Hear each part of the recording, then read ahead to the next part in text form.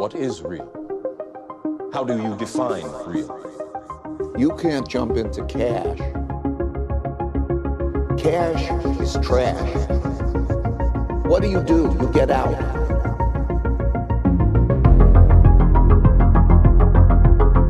Shalom, Bitcoin Rabbi, aka Michael Karras, author of the wonderful book Bitcoin Money, A Tale of Bitville, Discovering Good Money. This book is great for everyone of all ages. Obviously, I've read it to my own kids, but I've given it to my parents, co-workers at the office under the Sly Guys, that it's a book about money for them to read with their kids. And it really helps everyone just understand the history of money at a really fundamental level through allegory. Bitcoin Rabbi, how are you? Hey, I'm doing great. Thanks so much for having me. Thank you for that wonderful, very kind introduction. I'm very glad to hear that the way you described it as to give it to your friends and coworkers under the guise that it's meant for their children. That's you caught the point exactly. Yeah, I mean, I really love it in that way. Sometimes it's for the kids. Sometimes I'm just like, hey, maybe this will get through to you, and it's for you. But I've used it both. It's really one of my favorite books to hand out. I think it's very cheerful and approachable for everyone. But like I said, it really gets at some deep stuff and history. You kind of drop a lot of history in there very slyly for adults, I think, and anyone above maybe like 12. But I read it with my 6-year-old and my 4-year-old and now my 6-year-old, 8. He just turned 8, and we read it like every couple months. So one of the first questions right at the top of the head, what is a rabbi? What does it mean to be a rabbi? So a rabbi is a teacher. That's what it comes down to. I guess the original rabbi was Moses, and he was the teacher of the Jewish people originally when they received the Torah. So a teacher of Torah.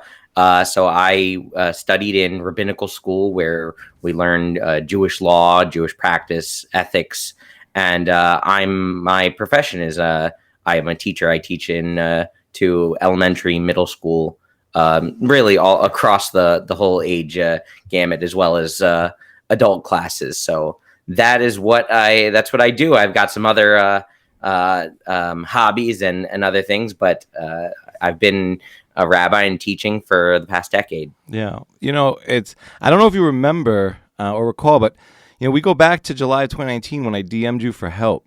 You're my Bitcoin rabbi. I was moving through, kind of like I came for the gains and I stayed for the hard money and the value of being able to transport value through time and space. But then I was like, oh, shoot, how do I take care of this stuff? How do I secure it? How do I become a real Bitcoiner? And I had, very simple questions, but I didn't really want to go on Twitter and kind of shout those out. And I didn't want to just DM anybody. And, I felt for some reason, I just felt comfortable DMing you. And you got back to me within 7 minutes. All right. I don't always manage to do that. I go off. Sure. Sometimes I go offline for a couple of days, but I'm glad that worked out. I remember that conversation, and then when we got reconnected recently to plan for this for this podcast, I was like, oh wow, because sometimes I've just talked to people for the first time. They've been doing a podcast, but then I saw that we already had connected, and I was really pleased to see that you had progressed and have really dug deep and grew into it. Yeah, I appreciate that. It's funny. I look back on those DMs. I'm kind of embarrassed. I was like, I just bought a Trezor. What do I do? And I was already kind of almost. I wanted to move past like a single hardware wallet, even though I had already bought the Trezor. And I was thinking about multi-sig and kind of how to get into that. And I was like, but as I get into the multi-sig, I'll set up this Trezor anyway. Just throw some sats on there and see what it's about. And I was like, oh, do I have to, smash up my computer when I'm done with this? Like the Winklevoss twins. And you were like, hey, dude, we've moved a long way past all of that since you heard that story. And you kind of walked me through it. And I really appreciate that, because, the whole don't trust, verify. So it wasn't like this was part of the verification process, was talking to someone else and trying to find the most trustful person I could speak with. Right. Yeah, that's the thing. Everybody has to, everyone needs to learn at some point and needs to have somebody that, there's different levels of trust. You can trust somebody that, and they can teach you something, but then just to point you in the right direction and then you learn it yourself. And I've also had some of those embarrassing to look back at. I recently wanted to go back and find the very first time I ever discussed Bitcoin and like my earliest conversations. This was before I was on Twitter, even, and the kind of questions I remember there, and I saw the dialogue that I said, what's a wallet? Right. I'm like, I've got my exchange account. What do you mean I need a wallet now? And just to see that from, that was 2017. When I first got involved, and it's funny now to see how much things have changed with the space and with myself. Sure. Everything. Yeah, I think we got involved around the same time, even though I don't know all the specifics of yours. It's interesting. I'm Jewish. I grew up Jewish. I went to Hebrew school. I'm not Orthodox. I'm secular. Is probably, I don't like labels, but maybe that's the terminology. But there's a Hillel quote that really has always spoken to me, and it's spoken to me since my youth, but it's really kind of like come back to the surface recently. I saw it on Bitcoin Twitter, at least part of it or something close to it, and it's kind of come up in a theme when I talk to friends and family, and the parable is if I am not for myself, who is for me, and being for my own self, what am I? And if not, when? If not now, when? And I've kind of maybe even not really thought much about the third part or even heard it as much, but then it's, say not, when I have free time I shall study, for you may perhaps never have any free time. And the struggle here is kind of like when I try to get this point across to friends and family, like I think they think it sounds selfish, and not caring about others and things like charity. Right. So I would absolutely say it's it is a beautiful and a powerful quote from Hillel, one of the great sages of Jewish history. And I wouldn't take it so much as being selfish, but it's more about that you can't wait for somebody else to make things happen for you. You have to take initiative, and you can't just wait, if not now, then when. So it's not saying only worry about yourself, only, be concerned. I mean, that's the antithesis to all of Torah. And Hillel is also known for the famous teaching of that which is hateful to your fellow. Don't do to your fellow that which is hateful to yourself. This is the entirety of the Torah. The rest is commentary. So certainly he was not a person personally, and the entire thing of the Torah is not just saying that a person should just lock themselves up and only be concerned for themselves. But this was about that a person can't just sit by and wait and expect things are going to fall in their lap. They need to take the initiative. And then once you do that, then you can go and help other people. You can't really be a giver if you're a taker, at least at the same time. If you're sitting and waiting for things to fall in your lap, then you can't really be out there and helping and doing things to other people and doing things for other people. So I think that's how you can fit both of those things and explain it in a way that's positive and would match those criticisms. Right. How do you see Bitcoin and Judaism lining up?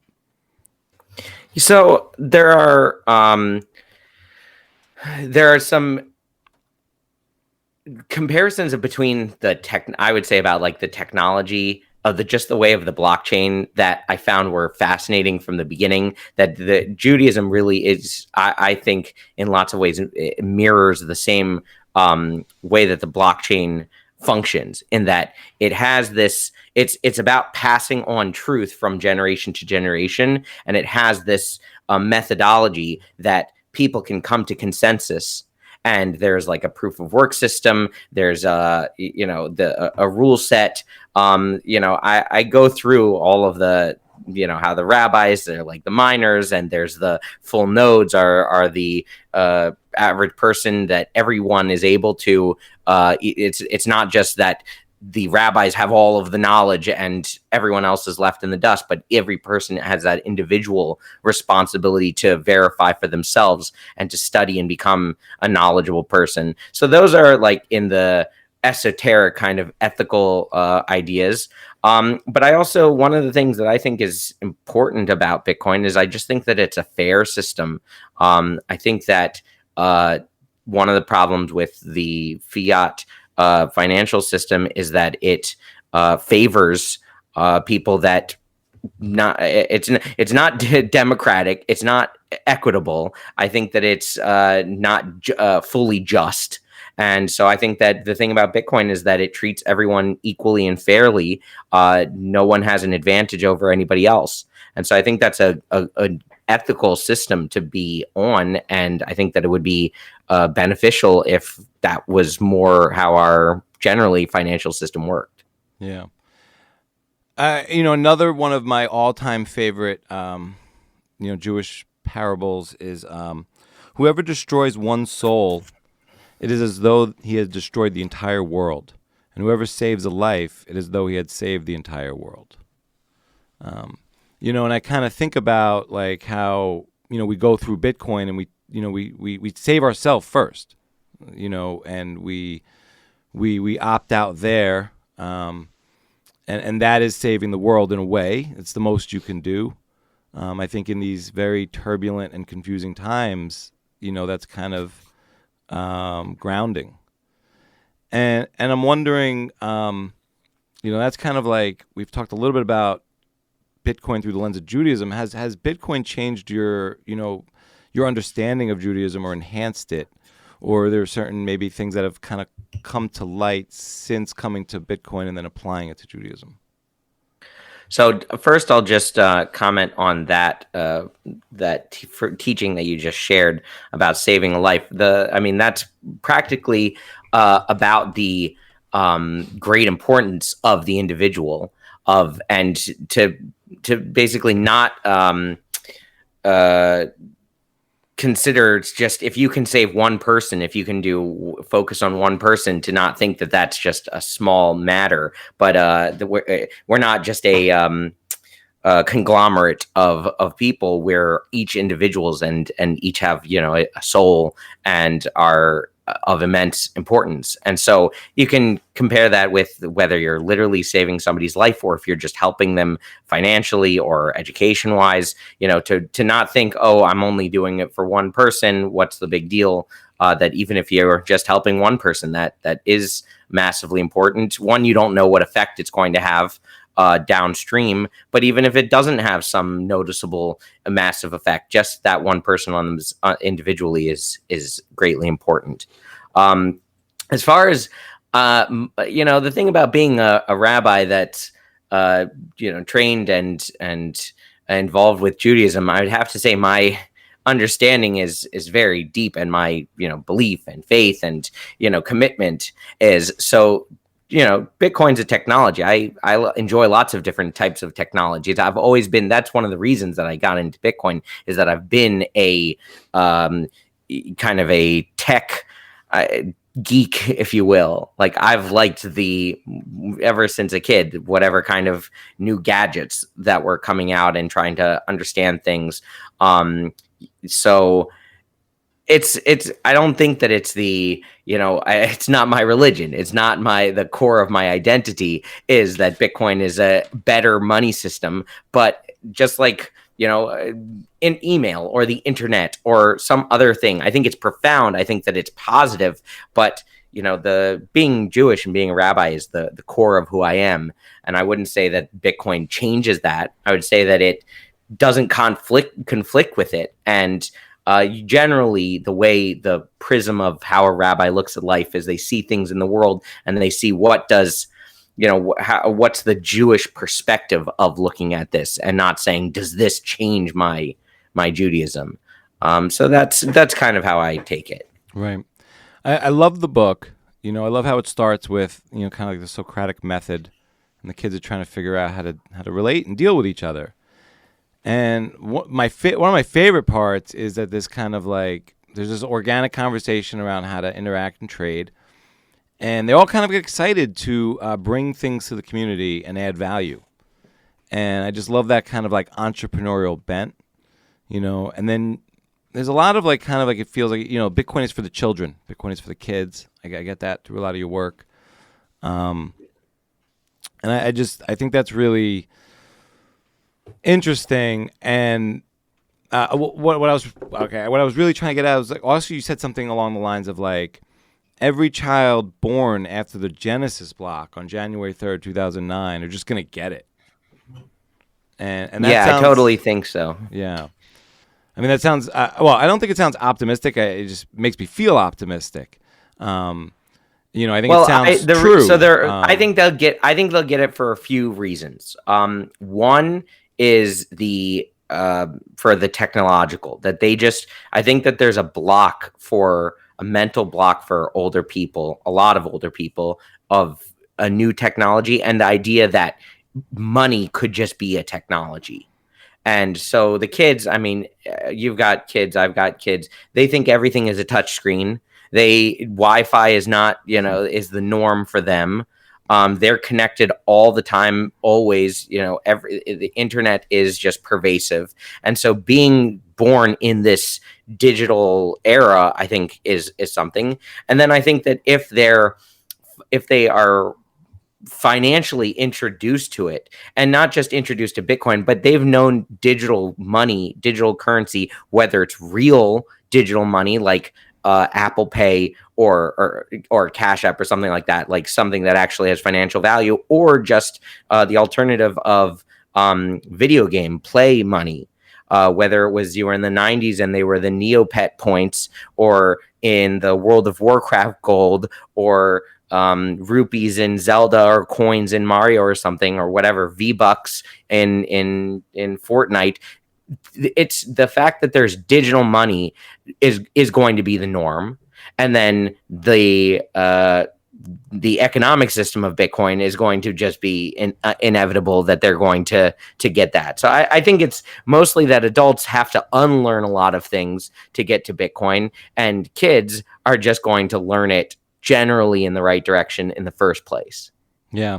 One of my favorite lines in the book that I think is awesome for adults, but like I love telling it to my kids. You can print more money, but you can't print more hard work. I think that's kind of one of the principles of Austrian economics, is that by just printing more currency, all you're doing is, I mean, all we really want are goods and services. We want capital, and printing more currency doesn't produce that. It's just moving the numbers around. It doesn't actually make any more goods and services. People need to go out and do that, which is why if you can't print yourself out of a depression, or, it just leads to inflation, and so there's not value added there.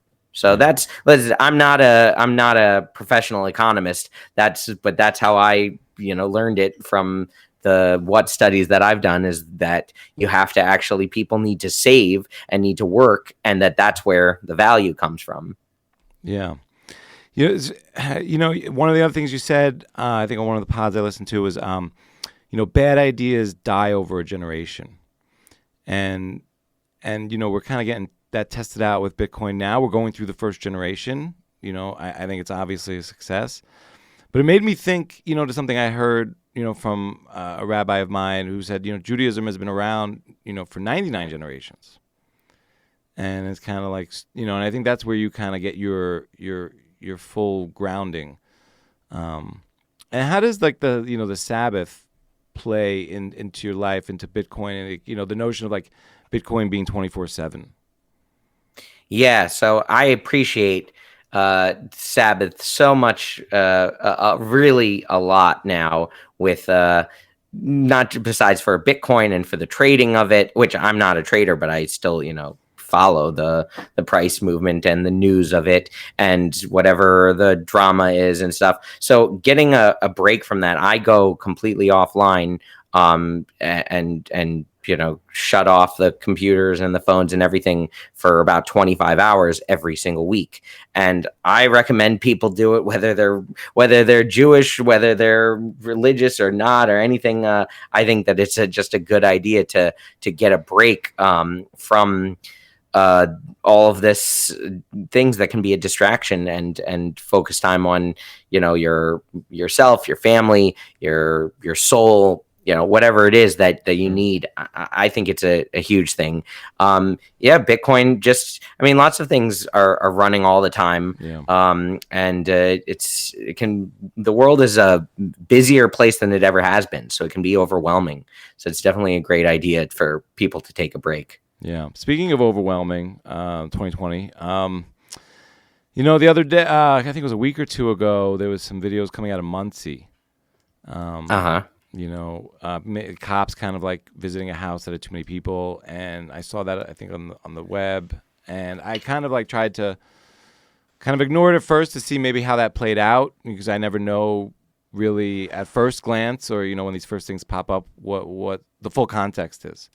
But then I think you retweeted it, which kind of laid a lot of gravity to it for me, like made it seem more real and kind of more concerned. What do you see going on in Muncie and maybe Brooklyn? So I don't live either in Muncie. Is a pretty heavily Orthodox Jewish community north of Manhattan. And I lived in Brooklyn for some years, but I'm not there now. I think that there are definitely issues with how the Jewish community feels that they're being treated.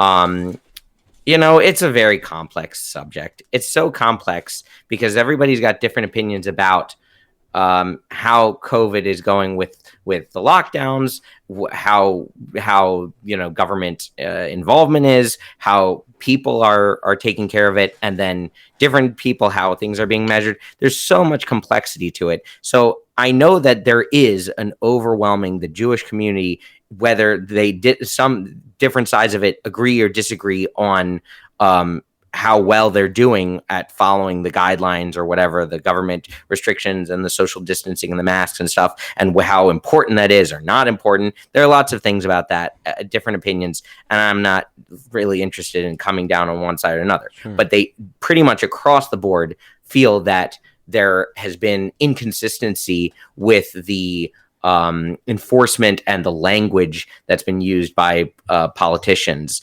regarding the Jewish community. And so they're not pleased with the mayor of New York City, with the governor of New York. And I can definitely see that. And they're seeing the downstream effect of more animosity being hurled at visibly Jewish people in the city from other neighbors in the city. So it's not a great situation. I don't think that the government in New York has handled that particularly well, or in general, the whole COVID thing well. We'd still rather be in America and in New York than and pretty much anywhere else in the world than in Europe or anything. It's not, I don't want to over exaggerate it that we don't feel like our lives are being threatened, by the government, but it's not pleasant. It's definitely not a pleasant thing. And I hope that there are once cooler things called cool down, that there are some efforts made to repair those relationships between, the community and the government. Yeah. It's interesting. We spoke to Ali Hammam of Teeny Restaurants here, and I've listened to and read the book Bitcoin and Black America. And something that kind of touched on there is just like the strength of different communities, and communities having their own, circular economy. And the Jewish community is known for having, I don't know about known, but like I see it, and I think it's known as having its own circular, insular, and I don't use that as a bad word here. I use a compliment, its own economy, which gives it strength on its own streets and its own turf, and the ability to regulate or govern itself or kind of maintain itself. You'd be more localized. Yeah, I mean they do. The Jewish community in Brooklyn has its own. It does have its own economy, like you said, and they have, meaning they run their own schools. Right. Everyone goes to private schools. They have their own schools. They have their own ambulances. They have their own security forces. They have their own. There are courts that are used for community issues. Basically everything that government provides, in general, the communities do for themselves, which I think, that's also part of the idea of Bitcoin, is that I generally think that having less government, and especially less that it should be from the federal government top down, controlling our lives in the minuscule, the less of that the better, the more that we can just kind of live our own lives with our own neighbors, and instead of using this a financial system which is governed and controlled by some unelected people in Washington, D.C., let's just use an algorithm that's pretty much fair. And I mean, if people want to choose to use Bitcoin, they can. If they don't want to, then they can use something else. But that I like the fact that it takes away power from the federal government in regards of that. Money is just something we use. It's in part of everyday life for everyone. The idea that we are using something that got a stamp of approval from the federal government and has a signature of someone there just seems like bizarre. Why does it need, if I buy, my groceries, I don't see why I need, some stamp of approval and some direct involvement of it. Of everything I do in my daily life. I think it's better if people are more localized in their actions and their decisions.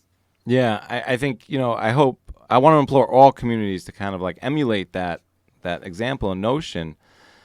Because it is just, I mean, they literally could just use their own money if they wanted to and exclude all, externalities to as much as they want. I mean, they have their own, like you were saying, their own clothing stores, their own schools, their own ambulances, their own security. Well, it's because courts. they are you're not always a community with your neighbors, just Right. because you live around people. They're specifically a community because they are very strongly connected by their belief and by their values and their practices, meaning everybody's kind of eating the same kind of food and wearing the same similar whatever. Generally speaking, there's a lot of overlap, and so you can have these have this kind of circular economy because everybody's working and buying and selling from each other because they have the wares that each other wants. Right. Where are you on gold these days? Are you still bearish? I mean, I don't like. Yeah, I guess. I mean, bearish, I think, implies some kind of like trading prediction or anything. But no, I'm long term. I don't see any reason to invest in gold myself. I don't own any gold whatsoever, and yeah, it doesn't. It just seems like it's not that. It's slow. It's dumb. Like I'm in the opposite of intelligent sense of the word. And I just don't think. I think that Bitcoin is a superior store of value, and so I think that it's going to swallow up from the other stores of value. So Right. I think priced in Bitcoin, I don't think that gold has a future, and I personally am not involved in it. Sure. I think I heard it from Bitcoin Tina, where he talked about, in biblical times, there was the sort of the advice of have like 30% of your wealth in your business, 30% in your home, and 30% in gold, which was just the equivalent of cash today, which I see as like Bitcoin. Yeah, I think it's actually, so I have to look back at that. It's quoted a lot, but in the Bitcoin world of actually the more than gold is mentioned in Jewish texts is actually silver, because silver was much more common. The word for money in Hebrew is silver. Silver was the currency, the common currency. Gold was a store of value, but it was more of a wealthier store of value, meaning just same, how much gold could an average person own versus how much silver could they own and how could they, interact. So all of the coins are primarily the coins of the Talmudic times were all silver, and gold was a more removed type of money. I mean, it's still a money. It still was a value, but it was not as common, and definitely not as common once we got into the coinage. Right. It's what's going on with Lightning for you? Are you... Yeah, I mean, I don't like to spend Bitcoin, but I'm totally decked out on Lightning. I mean, I've got, I spent, I recently was talking to, I was on the Noted podcast, with Pierre and Bitstein, and I was saying that 2019 was like the year of Lightning experimentation for me. Like, I was just all the time. I downloaded every wallet. I tried everything. I set up BTC Pay server. I set up my my store when I sold the book. So that was really 2019, and then I kind of like, I did everything that I needed to do. I'm not really spending that much Bitcoin, barely ever, or doing so many transactions. I'm just like, hodling. And so this year I've been more focused on multi-sig. I've been a lot more new multi-sig wallets have come to the market. And so that's what I've been more exploring, the different types and different ways to do multi-sig. So I like, I like Lightning. I use it when I need to, and it pretty much works like as much as I need it to. But I don't recommend people. I'm very opposed to the using Bitcoin in commerce and spending Bitcoin. So I don't really do that. Yeah. But okay, so but like forget about spending it, but like what do you think Lightning is going to enable down the road, or like kind of bring about? It's hard to imagine what's new. I still think that in the long term, a lot of people are going to be satisfied with custodial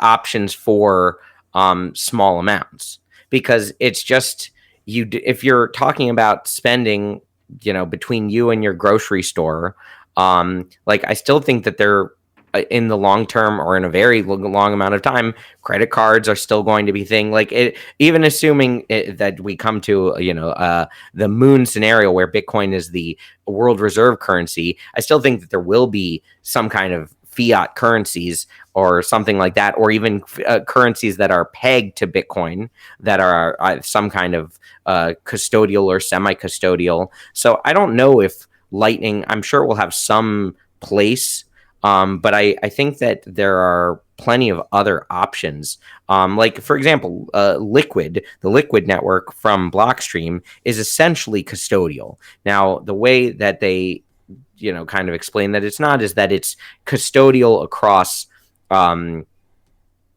dozen different, in a multi-sig that's held by a dozen different people. So the game theory is that they're not going to take your funds, or there's conflict between them, that they're not going to collude and take your funds. But that is essentially, like, in some ways it's simpler than using Lightning, but that there's different trade-offs. So I like Lightning. I think it's very cool. I use it. I've got all the wallets. I've tried all the wallets. I still experiment with it, but I don't know exactly which role it's going to fit in versus other alternatives.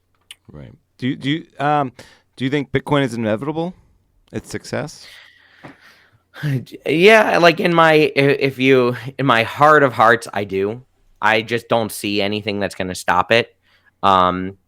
But I guess that's just like, I don't really have any real basis. Like, I can't say I know for sure. I don't know anything. But if you ask me, what does my heart believe? I think that it's inevitable. I'm quite an optimist. I've got a very optimistic view of the future, and so I think that the world's going to get better, and I think that Bitcoin is part of it getting better. Right. So then, what does hyper Bitcoinization mean to you? Yeah, either. So probably a Bitcoin backed or Bitcoin pegged government currency or something like that people are using day to day, or like bank currency or something. It's hard to tell because it all depends on how the governments respond, when they respond, and how they respond. And I'm not sure, but it still can be that people can that when you have the option. I mean, right now, what I say about fiat or inflationary fiat, when printing money, no one voted for that. No one said, there was never a time in American history where we said, okay, should we print more money and give it to XYZ, or should we just keep, the amount of money that we have? Like, no one ever got to vote to go off the gold standard. Like, it seemed like everybody at the time thought it was a fine idea. When you have two options between an inflationary or deflationary money, the people that want to save are going to have that opportunity to save in a deflationary currency, which, let's say if Bitcoin is worth $1 million or $10 million or something, and then it will, compared to an inflationary currency, it will accrue value at whatever X percent per year, in a fairly stable manner. I can just imagine it's something like that. That Bitcoin is what you use for savings, and the people that want to save their money do that. And maybe there are certain markets that specifically are using Bitcoin, and other markets that either by size or by location or something that you're using either, like I said, government currencies or something else. Something that just popped into my head as you were talking there is, how does Judaism and democracy bump up against each other? That's a good question. Pretty much every rabbi in modern day will say that that Jews have to be involved in the democracy of their society, and that it's part of it's part of showing your appreciation for the country, that if they ask you, what's your opinion, you should tell them what your opinion is, and give a choice, knowing that the amount that your vote makes a difference is somewhat negligible, and the choices that you have in front of you are maybe not ideal. But even just the very fact of participating is showing that you are appreciative of that they're giving you some amount of say, even if it's nominal. So I have always voted and participated in the democratic process. I mean, like I said previously, America is undoubtedly the best experience for a Jew living in the past 2,000 years. It's called in Hebrew the Medina Shel Chesed, the country of kindness. So it's been I can't complain. I mean, I can talk about how terrible fiat currencies are and government overreach are, but I mean, I'm speaking more generally about government and where it's more affected other places in the world. And I'm glad that it hasn't gotten so, out of control in America. Is it the absolute best? They've been debating on Twitter recently about democracy versus monarchies. And I haven't read the books that have been sent out. So I don't know. I don't have a strong opinion one way or another, because it's not something that I studied.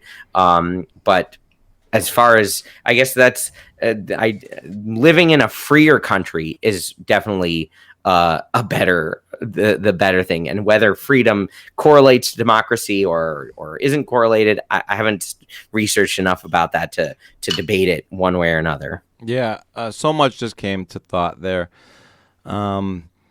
Jews, you could argue, involuntarily built the pyramids, and we're kind of still having that debate around slavery now. We were probably the first to be ghettoized in Venice. I don't know. Yeah, the majority of history for the majority of people in the world has been pretty bad. I mean, life compared to how presumably you and I live in our current day, most people who have lived most time throughout history had pretty miserable lives, and particularly, Jews throughout history being, exiled from their native land and being, strangers and foreigners. So that's why we pretty much, our rule is wherever we are, where they're treating us nicely and not, killing us en masse, we show our appreciation. Right. I mean, Passover, Pesach is the story of freedom. Exodus. What came to mind also was Masada. And I've been lucky enough to go to Israel, I guess, a few times, and I've climbed Masada. And so that's a plateau, like mountaintop in southern Israel, when the Romans were basically destroying the kingdom of Judah in about 2,000 years ago, and it was like one of the last final standoffs where a group of Jews that lived there all committed mass suicide rather than submitting to being enslaved by the Romans. Right, sort of like the democratic majoritarian. They were kind of just against. I guess that might not be the way. Well, I mean, Rome was an empire at that point, and I mean, it's a complicated history of why Rome. I mean, Rome was colonizing everywhere, and why they did, and who fought back, and what should have been done.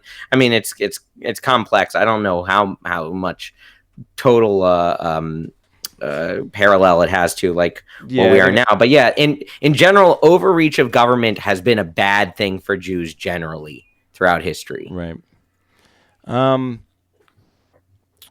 that's one of the reasons why I just naturally, see things as if it takes government a little bit farther away from the involvement in the day-to-day life of people, I think that's generally a better thing. Right. What's it like discussing Bitcoin with members of your community? So, the younger ones range from either being generally interested or skeptical. And like I said, I kind of older people are they're not negative. They're not like, oh, this is a terrible thing. But they're kind of just don't seem to really even get it enough, and aren't even that interested enough to want to get it. They're kind of like, I'll just pass on this. It's leave it for the next generation. That's the experience that I have. And so that's what I kind of developed my perspective of, like, okay, fine. There, some people just aren't going to get it. And the younger somebody, there's a pretty strong correlation with how young a person is and how well they're going to understand Bitcoin. Yeah. I mean, any parting words, for the Bitcoiners listening?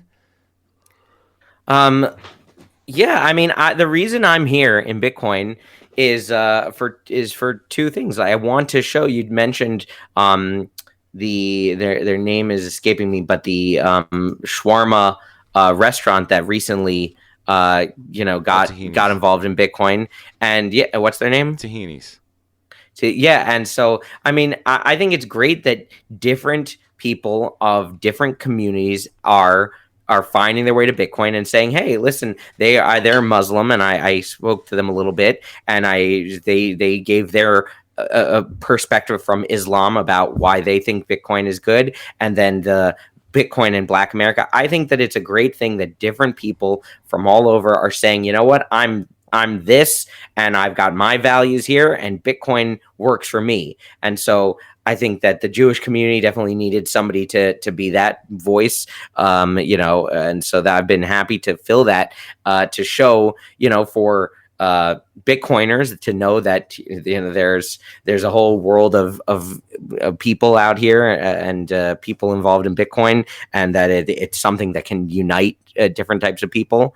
And for the Jewish people, I also trying to make myself available to them, and I hope they come more. I do get questions and from Jewish people, more that not ones that I personally know, but kind of referrals, friend of a friend or something. It's if somebody, a Jewish person, especially an Orthodox Jewish person, is looking to get into Bitcoin, they'll find their way to me somehow. and for questions. So I'm happy to be doing that. I hope I can continue. You know, I like to make myself available, and people ask me questions, religious questions, Bitcoin questions, and it's been a blast. You know, it has been, it continues to be. I really love the Bitcoin community, and I love that what our goal is together, which is to educate, to give people the freedom to take care of their Bitcoin themselves, to save some, to take care of their families. So it should continue. Everyone should be well and healthy and wealthy. Right. One more question. On the long arc, of time, is the world healing? Yes. In the long arc of time, regardless of what CNN says or anything, and regardless of the election this week, yes, the perspective of the world is, you probably heard the phrase tikkun olam.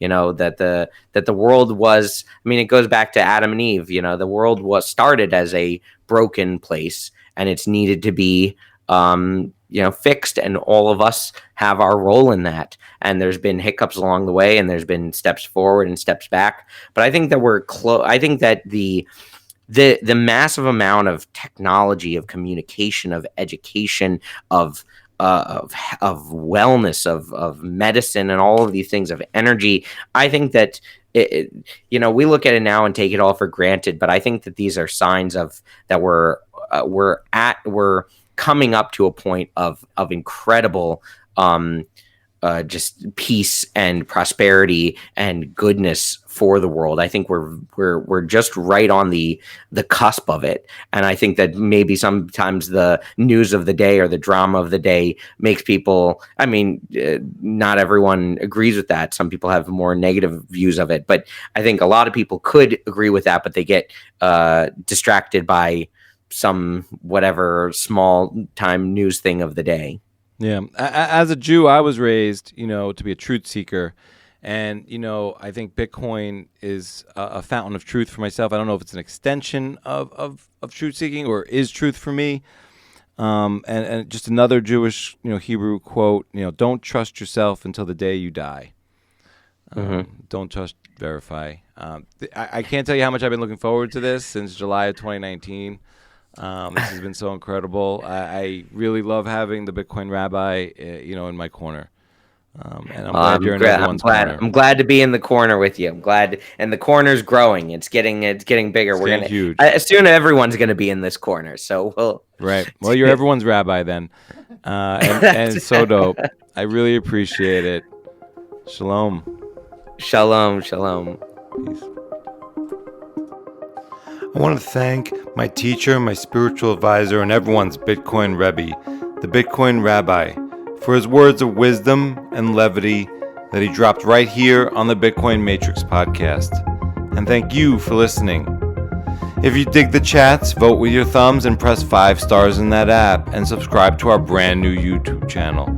That's the best way to get the word out so we can keep grinding out thought-provoking conversations about Bitcoin. This is Ced. Peace out.